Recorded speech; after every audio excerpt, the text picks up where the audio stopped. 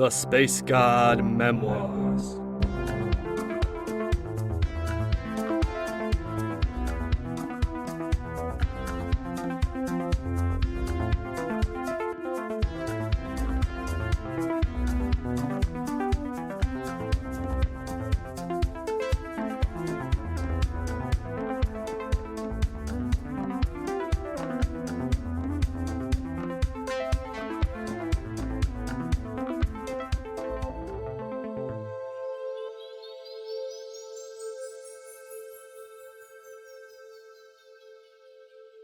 Season 3, Episode 10. Bakibra stood tall in her armored suit, its contoured surface aglow in the orange sunlight. She looked out over the crowd with her chiseled, noble features, ready to speak. Behind her rose Ganadria's palace, made from the great skull of some ancient robot of titanic proportions, its dull, steely surface covered in the rust of ages. The sun Mandia peeked out from behind the gargantuan metal visage, casting the city in the fresh light of a new morning. She stood with her back straight upon the highest of the palace steps, facing out into the city's central square. At her side were a cadre of silver Nentael, the lion-headed soldiers as still as statues. Thousands waited below, the throng of Ganadria's people, clad in their tattered rags and makeshift garb, many of them scarred and disfigured from the Veiller's occupation. Among the crowd were farmers and merchants, former nobles and courtiers, all driven low by the recent conflict. Their city was now liberated, along with their world. The remaining Veiller had fled, their bioconstructs dissolved into Nyar's nanite clouds. Yet the people's eyes were still filled with fear, with uncertainty, as they gazed up at the gilded forms of their new masters. Bakibra had rehearsed her brief speech. She had had it programmed into her mind via the monad, yet still she felt a pang of trepidation. All of the people gathered before her. Her people. Her first words to them, not as one of their number, but as their goddess. The thought had initially filled her with unease. The Veiller unity, now driven from this world, had once proclaimed themselves as gods over Aruvis. Were the Nyar just continuing that tyranny under a new name? But no, she told herself. The people needed gods, more than ever. They needed something to believe in as they rose out of their darkest age. They needed guidance, protection. She had once lived out her life in this city, protecting these folk as their knight captain. Now Bakibra supposed she was continuing that protection in a whole new way. She brought up the visualization for courage. It appeared as a series of spinning, interlocked triangles in her sight, and in seconds her stage fright was washing away.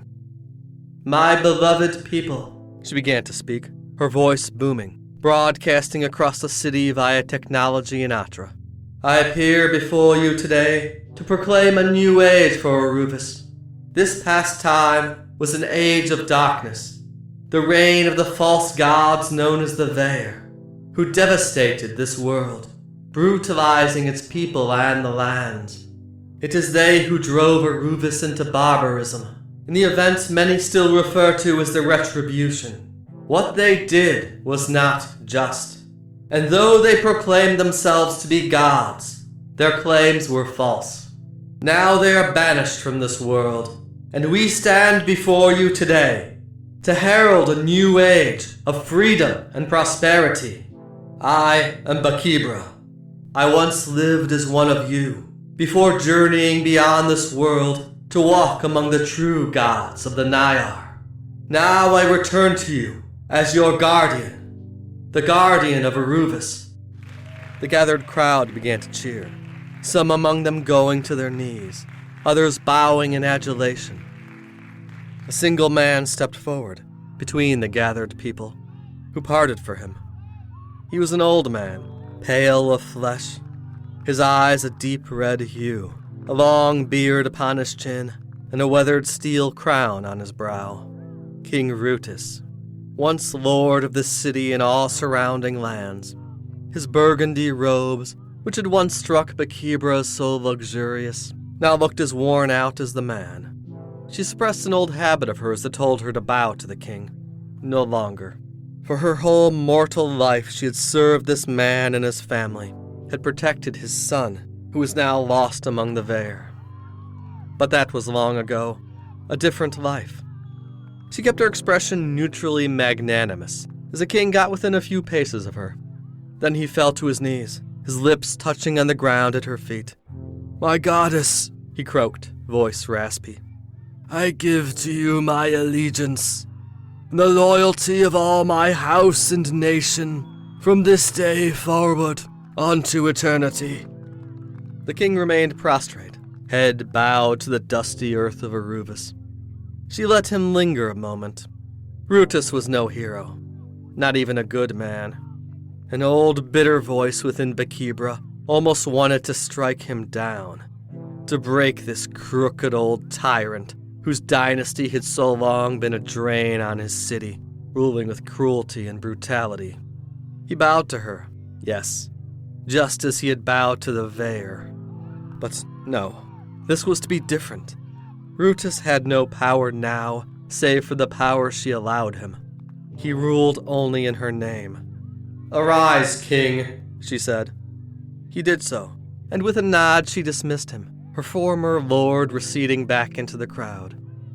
She looked over them once more, gesturing with one hand. "With the cooperation of your king, and of regional rulers across the world, the Naiar bring an age of prosperity, a time of reason, of cooperation and equality, a time to rebuild our world and its people. Some of us shall live among you, watching over you kindly like older siblings. Collectively, we will set this world back on a healthy course." She raised both arms above her head. "Let this be a sign of our new covenant with the people of Aruvus." Between her open palms there appeared a blade, long and radiant, shining with sheer golden light. Bakibra directed her willpower into that blade, surging her Aychuck energies through it as it grew ever larger, its light increasing until it shone as a golden pillar in the skies. She opened her arms wide, and it spread out into a shining mist, glittering as it covered the huge skull of Ganadra's palace. The crowd gasped in collective awe as her light embraced the huge head, sloughing off its layers of rust and grime, transforming its ancient steel into resplendent gold, in what the uneducated folks of Aruvus could have only called divine alchemy. They would not have understood how the nanites placed within the palace had utilized the Atra to transform its elements, nor did it serve them to understand such matters. Bakibra gazed back at the now transfigured palace, a shining symbol that matched her own armor. A once familiar place, now utterly changed. Her new home, her new life, and a new chance for the people of Aruvus. I opened my eyes, emerging from the vision. Bakibra's consciousness slipped away as I was once more fully Keph, seated upon the cushions of my couch, the fountain bubbling away in my quarters as faint white light shone from outside. I stood up, shaking the stiffness from my limbs. A message from the monad alerted me to the upcoming meeting. Suvar and Ninda, less than half an hour away. I tried to push thoughts of Bakibra and Aruvus aside. I wasn't even sure why I was having those visions, as if a part of me was still linked to her, the woman who had shared my mind for an extended time span. I admit, I'd have liked being there on Aruvus with her, helping to set my homeworld straight. Even if I wasn't at all certain I agreed with the Naiar setting themselves up as the new gods. But I was here in Kucingkecil, and I had a job to do, like it or not. Soon after, I stood upon the unmoving central platform of a grand machine, over 100 feet across, its platinum faces rotating every few minutes. Outside of our platform, similar gears clicked and spun, the immense parts of a vast clockwork, all connected to an intricate system of glassy tubes where plasma surged like so many rivers. 50 feet below, the plasmoid mass churned and spun, a fiery orange hue as it rotated within the great pit, casting the room in a glow that brought to mind some forge of legend. Located deep in Kucingkecil's underground tunnels, This was one of the many stations where pure Atra was transmuted into heat energy and used to power the fortress's everyday operations. Despite the resemblance to some mythical forge, the place really wasn't that hot. Only mildly warm. Just about everything sectioned off by force fields. Suvar stood opposite me, Ninda at his side. In the room's orange glow, the two short, canid folks could have been twins. Suvar's normally white fur taking on the light's hue. Huh. Nice place, I said, raising an eyebrow at them. It's the least monitored place in the station, said Suvar. Perfect for our meeting. They listen to everything, through the monad. It picks up every one of your thoughts, said Ninda. Yeah, that's why every time you think something that's negative, the monad tries to pick you up with a meditative pattern, added Suvar. I grunted in acknowledgement at the monad's annoying feature. Yeah, I get it. The monad records everything we do or think. But do actual people see it all? Or is it just sitting in some huge database somewhere? Depends on who you are, and if they're watching you, Suvar said. With the right access, most rank 3 or higher can view our thought records. Even easier if we use the official telepathic channels. But not as easily if you're a stealth mind. Ninda looked at me and winked, her tail wagging. I looked at her askance. That was not something anybody else was supposed to know. Agent Tabalnak, said Suvar. He told us about you, Keph. We were working with him until recently, added Ninda. He was our teacher, our mentor, the one who originally found us both on Garub. Suvar nodded. My official work here, since I've arrived, has been as an Atra technician. Ninda's in security. But really, we've also been working with Tabalnak on his other duties. Ninda winked, her ears twitching. Enforcer for the off-stream? I asked. I see you were able to access the Overseer's files, she said. Yup. You two got any idea what it's all about? From up above came a grinding noise. One of the plasma-filled tubes began to turn on its axis, then opened over the pit to the side, letting loose a concentrated stream of energy. Seconds later, it stopped. We're not being watched, said Suvar, looking back at me. I've redirected all the nanites and cams in the area. And I've put up a telepathic shield, stated Ninda. Right. Anyway, back to that off-stream account. I continued the conversation. Tabalnak never told us everything, answered Suvar. Only that it's an open secret among the Nayar higher-ups. A constant flow of Atra going to some source at the edge of the galaxy. To something that they really don't want the Nayar Harmonium as a whole to pay attention to. You think the Ver are involved? Suvar shook his head. No. Whatever this is, it's an inside job. You saw the names on the files, right? I saw some names, yeah. Your boy Tabalnak included. But not you two. Now, I could have mentioned a few more of the names I saw there. Sevaharthas, the other governors. But nope, I wasn't ready to freely spill all the beans just yet. Tabalnak was concerned, replied Suvar. His job was to make sure the off-stream remained a secret, or at least prevent certain people from finding out about it. Ninda chirped in. He was acting really strange over the last few standard months. Said something odd was going on in the Overseer's office. Kept on looking over his shoulders, like he was expecting somebody to come for him. Did he say anything about who exactly it was? I asked. Only that they were strong, she said. Using the stolen Atra to empower themselves, hide themselves. Whoever they are, they have access to the local Bardo. They did something to the Archon, preventing him from seeing everything he should. Suvar let out a little growl. The mote in his eye, I noted. The Bardo virus. Yes, Suvar confirmed. It's keeping him in a stupor, preventing him from returning to his body. How could anyone have done anything to Lumavari? I asked. I don't see him even letting would-be assailants close with his powers. The Sector Archons are powerful, yes, said Ninda.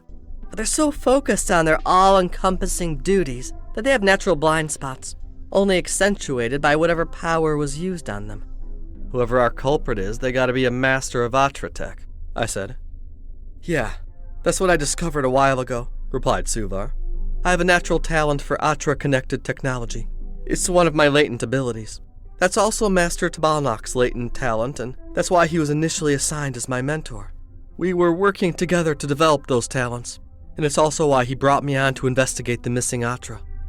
I stretched my hand behind me and used it to lean against a nearby cog. So, all this stuff going on. Walls shooting blades at me, holograms going attack mode.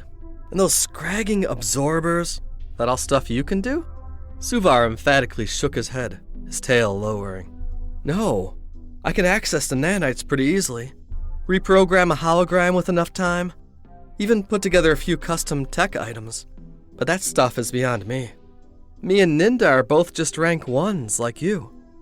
Whoever's doing all this craziness has to have more training, said Ninda, and have access to a vast amount of Atra reserves.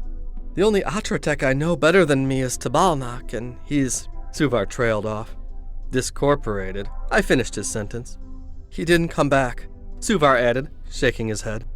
The other day I went to check on his backup and it's never been accessed.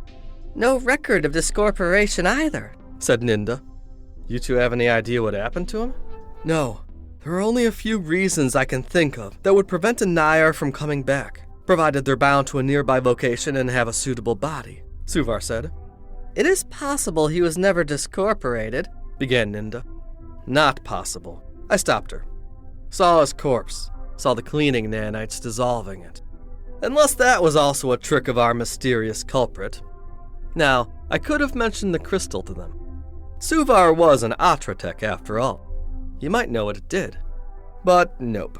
I wasn't quite ready to give up every bit of info to these two. I don't think it's a trick, said Suvar. But you never know. I shrugged. Seems the more you hang out among the Nayar, the crazier things get.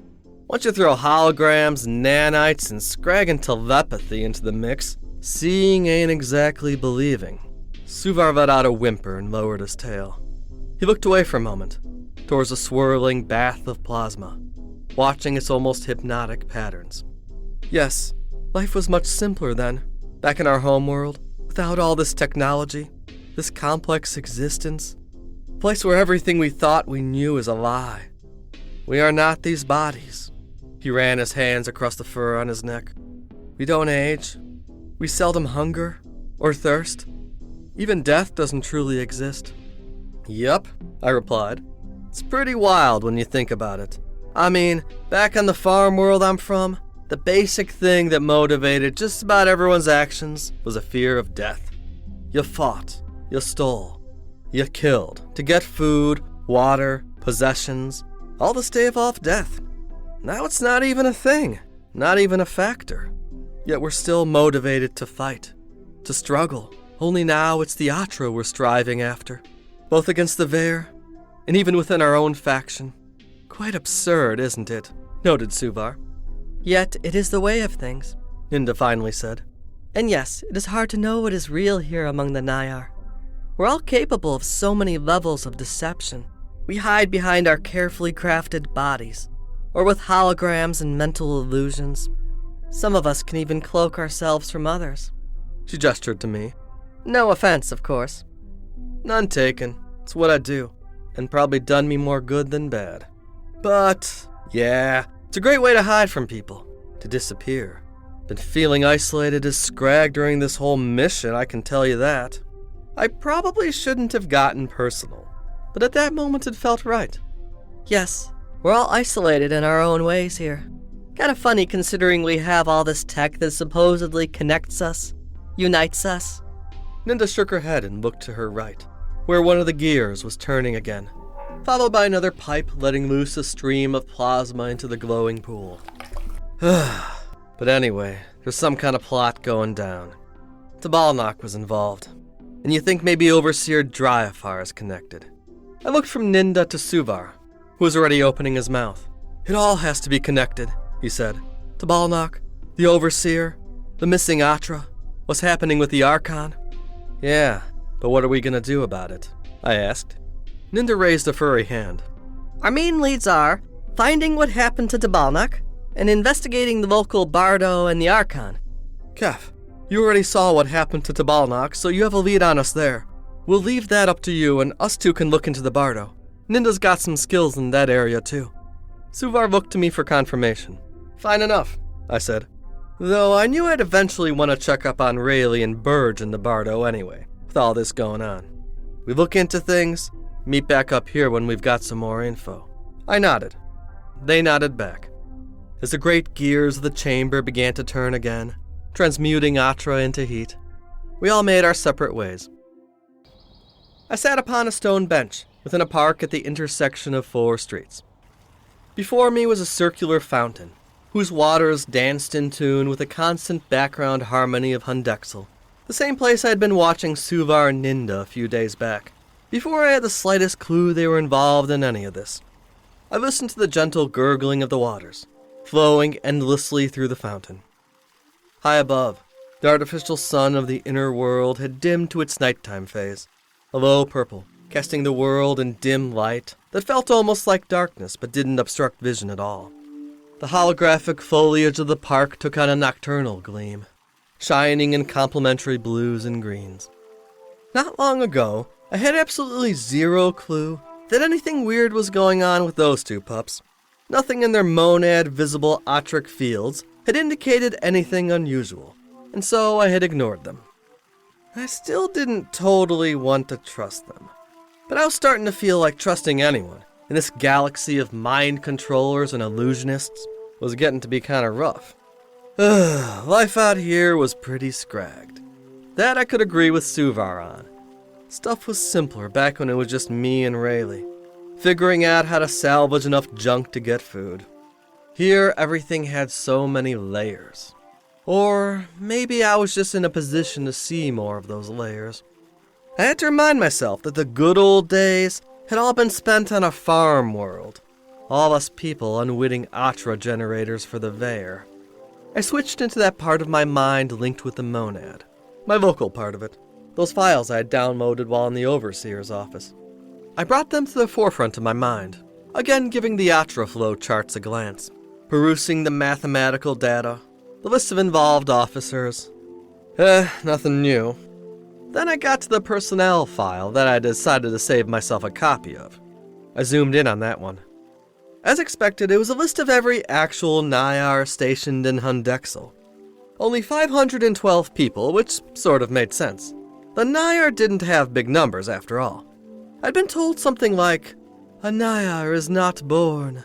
We are not these bodies, but the spirits that inhabit them." There were metaphysical qualifications to being a Nayar, and apparently just being born wasn't one of them. Most of the folks out there were just simulations. I ran the list through my thoughts, briefly seeing every name on it. Some familiar, some not. Now, most of it was publicly available to any Nayar who arrived at the facility. But here there were more details. Descriptions of skill sets, personalities, histories, and notes from Overseer Dryafar. My own entry was sparse. Keph, Rank 1 Initiate. Origins, Mandia System, Planet 4, Aruvis. Potential talents in starship mind linking and physical alteration. Assigned to administrative oversight. Yep, intentionally sparse. That was the entry Zirathra and I had worked on and then uploaded into the system shortly before my arrival. Thanks to my stealth mind, which conveniently wasn't mentioned, the Overseer had no notes on me. The 3D image matched me, albeit in an unflattering manner. Gray skin, lean figure, same old orange eyes and mass of black hair with red highlights. Even my 2 little horns were visible, my only real post-ascension addition. The expression was neutral. No knowing grins or sarcastic smirks that would attract unwanted attention to me. Next, I decided to check on my 2 new furry buddies. Suvar. I saw an image of his short, white and black-furred body. Sole Ascendant in Trial 879 on Garub. Final survivor of 7 prospects. Student of Tabalnak. Remarkable talent with remote accessing Atra technology, advanced telepathy, moderate skill of gravitational manipulation. Personality appears as courteous and mild-mannered, but shows surprisingly high markings in the virtue of bravery. Assigned as an Atra technologist in Sector 4. Sole Ascendant? Final survivor? That part seemed off. What about Ninda? I was instantly pulled to her file. A moment later it popped up. Ninda, Rank 1 Initiate from Garub. Talents primarily in energy manipulation. Assigned to base security. Strong in the virtues of compassion and reason. A bit sparse, but so was mine. At least she was there. But then why was Suvar listed as Sole Ascendant? Something I'd have to ask them about when we next got a chance to talk. I turned my focus back to the outer world around me, to the park lit in purple with glowing plants all around. I pushed myself to my feet and began walking along the paved trails. Within minutes, I was back at my apartment's tower. A brief ride up the building's lift, and I was soon walking into my personal quarters. Within the room's sparse lighting, I saw her, reclined upon my couch, her purple eyes focused on the doorway I had entered through. Soft sky-blue skin and flowing aquamarine hair. She tossed me a knowing half-smile as I noticed her. Zirathra.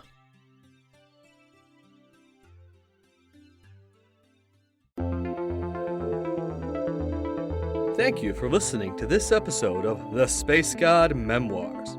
Space God is written, performed, and produced by A.M. Arctos. Original musical score by Alpha Colors. Various sound effects created by Industrial Strength Records Incorporated. Please support this podcast by following, rating, and sharing on your favorite social media site. For further info on Space God, its creator, and various other opinions, musings, and thoughts, go to www.spacegodmemoirs.com or follow me on Instagram, Twitter, or Facebook. If you enjoyed the Space God Memoirs, please consider supporting us by becoming a patron. Check out the Patreon link in our description to learn more.